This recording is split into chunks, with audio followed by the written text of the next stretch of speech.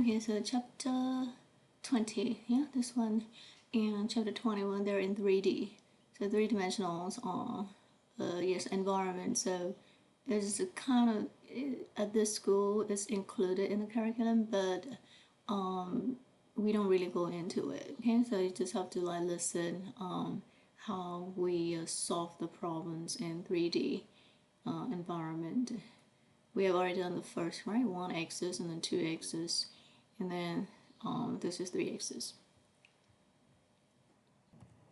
So for these 2 chapters, actually 2021 and 22, what you're going to do is you're going to study what's in the quiz. Yeah, that's about it, and it will appear in your final exam.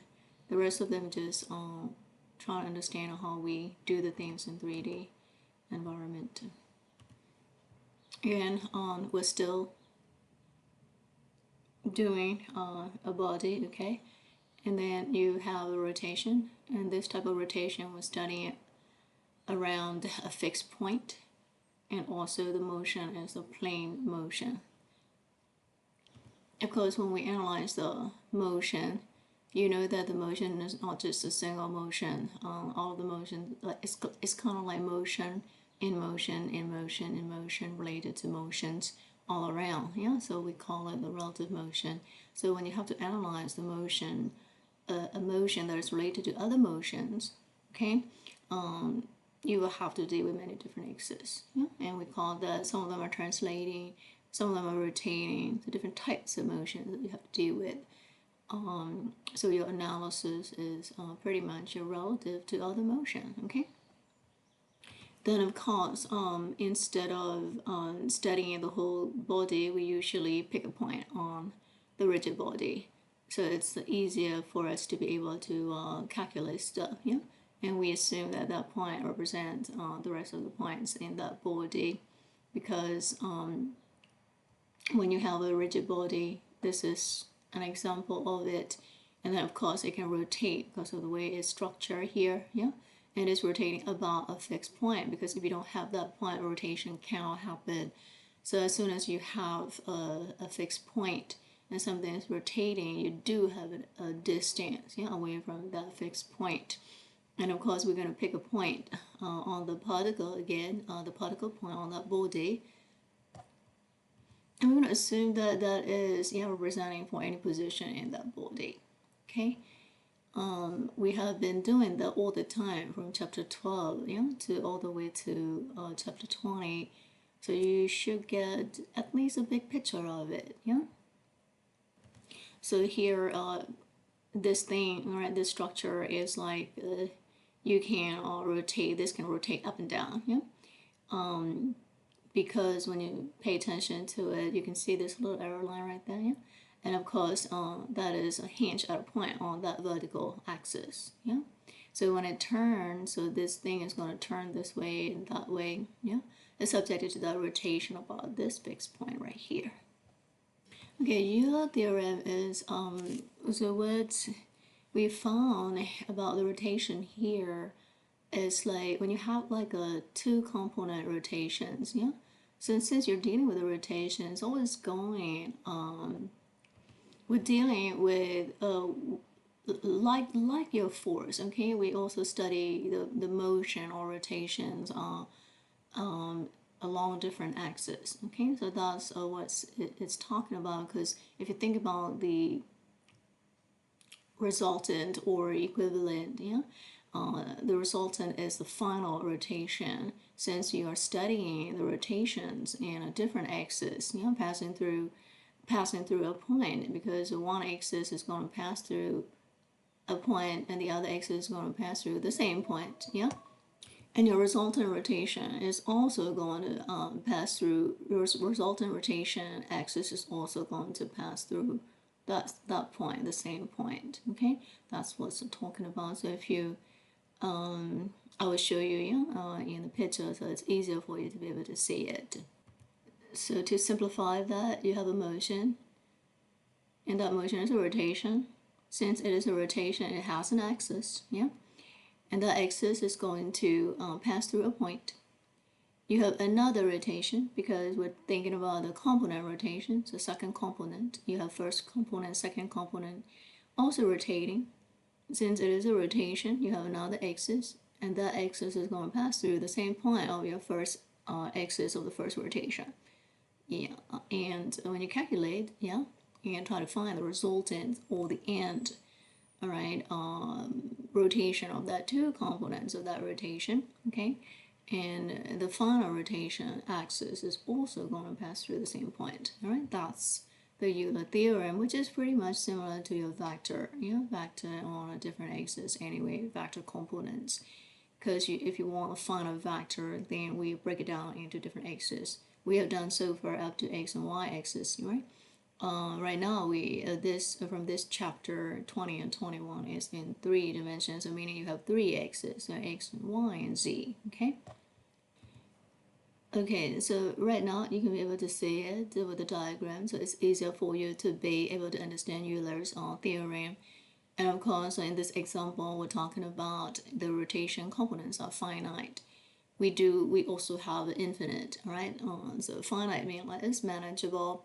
So since we think about the finite thing, we are going to put these components in order.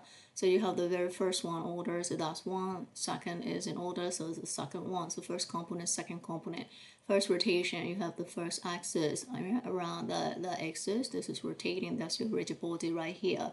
And the second component, of course, is right here, your rotation component, not vector, by the way. So rotation component, we're looking at the motion component now, not the force component, so be very careful. So it's a rotating component. And of course, the second one is rotating that way, okay? And there is an axis that's going to pass through the same as one of the point on that line, on this line, okay? So that's what we're talking about. So you have a two finite. Since it is finite, we put them in order 1 and 2. Infinite is going to be really difficult for us to deal with. You will need a computational devices, or program to do that. So anyway, so 2 is a simple one. So you have 2 finite rotations, theta 1 and then theta 2. Theta means like rotating, angle is going to be like a 90-degree going, and we have to just add them up, So how are we going to put it in a mathematical equation? It's like that. Okay, theta 1, theta 2, we're going to add it up. Now we're going to change the order here. We can put this first, and then we can put that second, swipe it up, So swipe it to the left, and then put this thing to the right, So in that way, your order changes to theta 2, and then comes theta 1, So mathematically, we're going to write theta 2 plus theta 1. Alright, then we will go back to the mathematical laws. Of course, for rotation, for finite rotation, you can do like this. Meaning theta 1, even though it is the same rotation right here, by switching the position or order, you can't be able to equate together. They're not equal to each other. If you add 1 plus 2, you're going to get one answer. And you're going to add like a theta 2 plus theta 1, you're going to get a different answer. They are not equal to each other. Why? Because the environment, they change. Okay, it's very difficult for you to put the environmental factor, the human factor, environmental factor, so we mess up everything that we study, because it's so unpredictable. Of course, on the paper, you can see the environment, just a page, and then you have like this and that. So it seems like they're equal to each other, but they don't, Why? Because outside in the real world, this rotation is subjected to other stuff around it. Okay, so when you move, when you start looking at this, and of course the event happened, and then the second event happened within that time, when you measure that two events happening one by one in sequence, you got a time measurement of some kind. So since they're happening in the space, so along with other stuff, this cumulative law cannot happen. Okay. Also, of course, they cannot be classified as factors. We're dealing with the rotations here, motion, right? More forces or factors.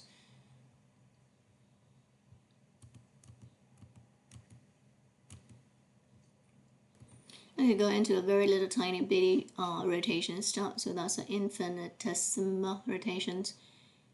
So when we define the angular motions of a body, and that body is subjected to 3D, three-dimensional motion, we're going to consider only the small motions, very, very tiny little motions. So these motions are we can be able to classify them as vectors only if you do this, okay? Not here. This is, let me go back. This one is a finite, okay? They cannot be classified. This is regular rotation. Here, dealing with the small, pretty little tiny, bitty, rotations. At that time, okay, we can classify them as vectors. Since we can classify them as vectors, we can be able to add them mathematically in a factor way, okay? Why do we do that? Because because if it's just too small, it's manageable and it cannot be subjected with others. Even though if it's subjected with others, it doesn't really change too much, okay? Because the motion is too small. Those are the reasons why we can be able to do this assumption. All right. Okay, now this little d is representing, hey, my rotation is very, very, very small, infinitesimal small, okay? So that's d, so little changes right there, and the little changes, little rotation plus another little rotation in that order, the very first one and then the second one happening on a body, okay? And we're gonna see what's the final rotation of the two little components. So we got the first rotation, little tiny rotation, and then a second little tiny rotation. We add them up and you're going to get the final resultant rotation by doing like this mathematically. And it's okay to do it because our limitation is we're dealing with the infinite, right, small rotations. Regular, it's not going to follow the vector, okay? Small ones, it follows the vectors, mathematical vector additions. Okay, so let's go down. Angular velocity, omega, and this time we are going to put a little tiny dot, see that, on this angular rotation. This one I'm dealing with a small one, so d, and then little, that's kind of change we're talking about, little triangle for bigger ones.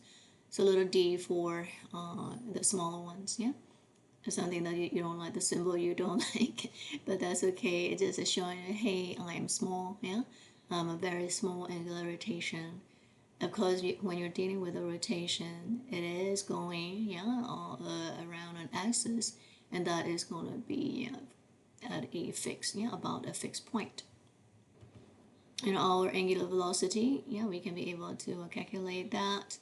And velocity, again, don't forget it, it depends on the distance, and we're looking at a time interval. We're going to write it like this, okay? It's just a symbol. The symbol is just getting your nerves right there. Okay.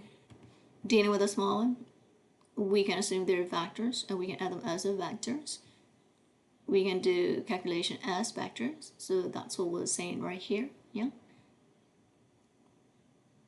d theta is a vector quantity, and you have one, you have two, because you have two orders, you have two components of rotations, the very first velocity and the second velocity, okay? Angular velocity of the rotation 1, angular velocity of the rotation 2, you can add them up, okay? So it's a regular algebra addition. Of course, they're vectors. All right.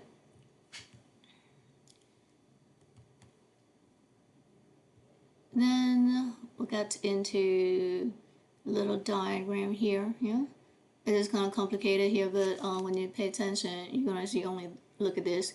This is the first one, that is the second one, and that's your resultant, The resultant, again, axis, first axis, second axis, meeting at that point on that axis. Your resultant also meet at the same point with another rotation axis, okay? So we'll finish with that. And then your omega right here, which is telling you, hey, like rotation, a tiny little rotation changes in that tiny little amount of time. Okay, happen that way. And which one is rotating? This body is rotating. Rotating little one, rotating another one. And how much they have rotated altogether? They have rotated that much. Okay? Alright, that's the first thing you gotta know. And we're going to put it in a mathematical expression like that. Resultant rotation. Rotation, little tiny rotation, the first one, add little tiny rotation, the second one. What is the change between this and that? Where they're rotating is different. How they're rotating, first is rotate that way, second rotate this way, therefore the resultant is that way. Okay? And don't worry too much about all the complications around here. That just is showing you the distances, okay? From another point on the board, you see, I have my axis point right there, and I have another little P point right there, yeah? So of course, they are at that distance are away from each other, so you can be able to calculate the rest of them. So don't worry about here. Well, I'm not asking you how to calculate any of it.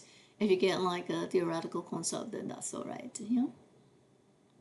Okay, so since we're dealing the rotation in the way the vectors are, yeah, so we're going to think about the direction of that. So the direction of this velocity, and that is that velocity is called linear, with your little change in your, this is a rotation. Okay, this is not distance. This is x like a distance, but it is a rotation, which is, if you think about the how much distance has been rotated this much, yeah, maybe 1 round or 2 rounds, 20 rounds, who knows, yeah. So that's referred to as the instantaneous axis of your rotation. And then we're going to put it in order, yeah, velocity 1, velocity 2, and then we can add them up in this way, yeah. So basically rotation 1, rotation 2, got to be very small, tiny rotation for us to be able to add them and treat them like vectors, okay? And their corresponding velocity can also be add them up this way, okay?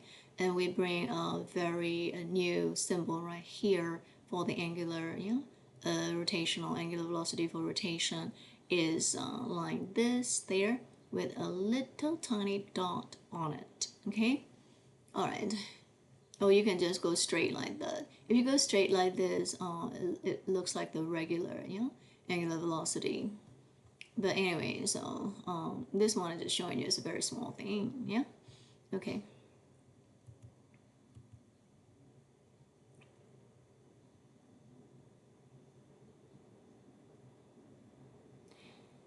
Alright, then we will get into acceleration as we always do in kinematics. You start with the distance, then you go into velocity, then you go into acceleration, because they're just based on the time anyway, looking at the same thing. You're looking at something moving.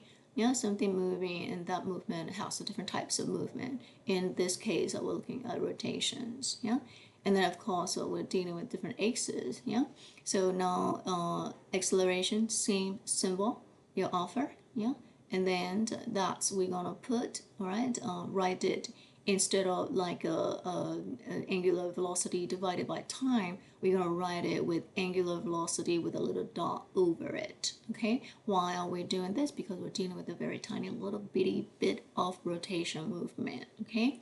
It happens very instantaneously, yeah? So that's why we treat that way. So anyway, so the acceleration got to be, yeah, account for the change in your magnitude and also direction of your velocity, because acceleration is based on the velocity and we're looking at the velocity with the time, yeah. So so your acceleration is not directed along of course the instantaneous axis of that rotation, because it is going to be directed a different direction, which is, you can see in this diagram, this is your velocity direction and that is your acceleration direction. It's kind of a little bit difficult, yeah, in our head to be able to understand that. We usually think, because of the moments of inertia in our brain, by the way brain thinks the same thing, because brain is actually physical, tiny little particles inside of us wanna think the same way as we see. Okay, so our eyes are seeing the velocity is going that direction. So in our head, we tend to think the direction of the acceleration is the same as the velocity. Okay, no, actually it's different. Yeah, going a different direction. Why? Because because we break down into axis. Yeah, and also again there is a gap, and that gap is a time factor. Time is nothing but it's just a measurement, but you're measuring what happened to this thing within that, yeah, from one event to the next. Okay, so something, so the first event and the second event, they're not the same, they change. Okay, so that event, the change of event, is going to put the direction in a different way. Okay. So this is a very exaggerated diagram. I'm trying to show you the path of your motion, how that rotation is happening. Okay, so if you see and take a look at the change in the direction of that axis. So you have an axis right here, yeah. So when you look at it in an exaggerated way, you can see that change, yeah, in that direction of that axis is viewed with respect to the whole body, which is this guy, yeah. We'll go back to the regular whole body. This guy, yeah, moving. So when it's rotating, you can see the axis is going that way, yeah. As it rotates, when you exaggerate it, you're gonna see that pan is like a cone, a body cone, yeah. So that's what we call it. The rotating body is the locus of the axis generates the body cone, yeah, going like ding, ding, ding, like that. Of course, animation and drawing here is not very good. For it looks like this thing is fixed. Yeah, it's not like that's going like and your body moves with it. Body has material, by the way, and the materials are not permanently bonded. They're all points. Yeah, all particles are going like that. Of course, you always have a representative point for all the particles on the body going like that, and we call that the body cone. Yeah, and then another movement. So the direction of the instantaneous axis of rotation. Yeah, and that is the line of the action of this, the line of action, and that's going to change in the space because your body is rotating, moving, changing points, you know, changing position as it moves. So the locus of that axis is going to generate the fixed space cone. Yeah. So if you look at the axis with respect to the body, we call it body cone. Yeah, remember the body. If you look at the axis, yeah, changes in the space as axis, this axis, yeah, axis of the rotation, the change in the space as on its own, you're gonna call that the space cone. Okay, so that's without the body, and this is with the body. So I just take it like this is with the body, and that is without respect to the body. This is with respect to the body. Okay. Okay, then it rotate. Yeah, every time it rotates, the cones is going to meet along that axis, and this rotation is happening from time to time, so that we call that instantaneous, axis of rotation. So when that body is in motion, rotation motion like that, that body cone appears to roll, roll again and again, roll inside or roll outside, outside the surface of the space cone like that. The surface mean here we're talking about. Yeah, we're just looking with our intelligence on how this rotation is happening in this. I have to go back here in this body. Okay. All right. Of course, the time rate of change mean that the rate of change of angular velocity is going to give you the angular acceleration of that motion, that rotation. Okay. Rotation is just a type of motion. All right. Your velocity, yeah, and your instantaneous rotation axis, they are going to be in this example on that line, okay, OP line, because that's your origin where your axes are, where this point is common to all of three axes, yeah, and of course that's your y-axis right there, z, and then your axis here, the first, and then the second. Sorry, this one is you're going with in this example with the point P, so therefore you have an angular velocity respect to point P, and then this of course is the angular velocity of the axis y. Yeah, again another point P right there. And this is your instantaneous axis of rotation is right there. Yeah, we can do again our addition. Yeah, because we're treating it like the vectors. So we can safely add this way for all the velocity. So velocity, that's, I think he wrote it as S, right? And then the other one is WB, S in a space cone, a fixed space cone right there. Anyway, now we're looking at your body as a disk right here, yeah? So that's a spinning, spins about that rod, yeah? Which is your omega S, is your first angular velocity. There's another angular velocity right here, and you can add them up to get the resultant angular velocity. Your zero velocity points is right here, yeah, That's just because any points on the circumference. Yeah, we assume that. So zero velocity point right here. Your axis right here. Your rotation happening around the axis. Okay? Another rotation happening around the axis. You can add them up to get the resultant. Yeah? In our imaginary cones that we think about, the rotation cones, the space cones, the body cone, right? They're gonna meet along that OP here. Yeah, read it very carefully. OP axis. Your disk. We're gonna imagine our space and body cone. Yeah. So your disk is gonna be like moving around on the surface of it, and we call that like the surface of the fixed space cone. Yeah. So if you look at the axis from that rotating disk, okay, which is the surface of this, and that axis is going to appears to move on the surface of that body cone. Yeah, that's your body cone. That's a space cone. So we're gonna take the angular velocity of that rotation, constant magnitude. I mean, it has a value. They all have a value anyway, because velocity is happening from a rotation motion. So the acceleration is going to change in the direction of that. Yeah. So since your velocity direction is that way, your acceleration direction is going to go that way. Okay, which is a tangent, to the tangent to this. Okay, your axis is right here, and your space cone is rotating that way. Yeah, and we have another axis, which is this one. This picture is a little bit better.